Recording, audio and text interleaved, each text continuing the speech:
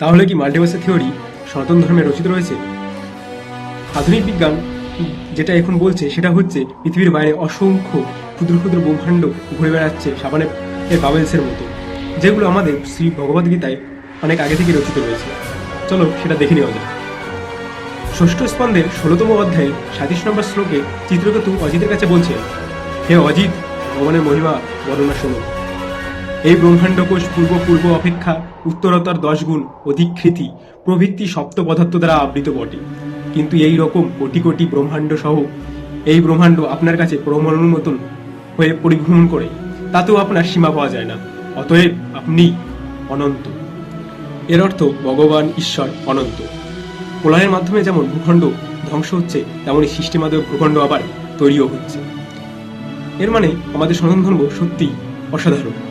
এবার এছাড়াও দশম স্কন্ধের 4র্থ অধ্যায়ে 10 নম্বর শ্লোকে লেখা আছে যে অসংখ্য ব্রহ্মাণ্ড আপনার একটি রোমকূপের ছিদ্রপথে স্বচ্ছন্দে যাতায়াত করে থাকে, যেমন গোপাক্ষ পথে আলোক রশ্মির মধ্যে দৃশ্যমান অতি ক্ষুদ্র ধূলি কণাসমূহ অগণিত সংখ্যায় ভেসে বেড়ায়। এর মানে আধুনিক বিজ্ঞান মাল্টিভার্সের থিওরি নিয়ে যে সমস্ত কিছু বলছে, সমস্ত কিছু আমাদের শ্রী ভগবতে লেখা রয়েছে।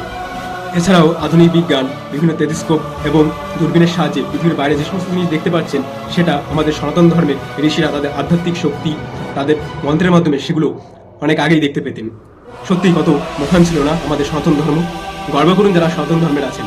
জয় শ্রীকৃষ্ণ, জয় সনাতন ধর্মের জয়।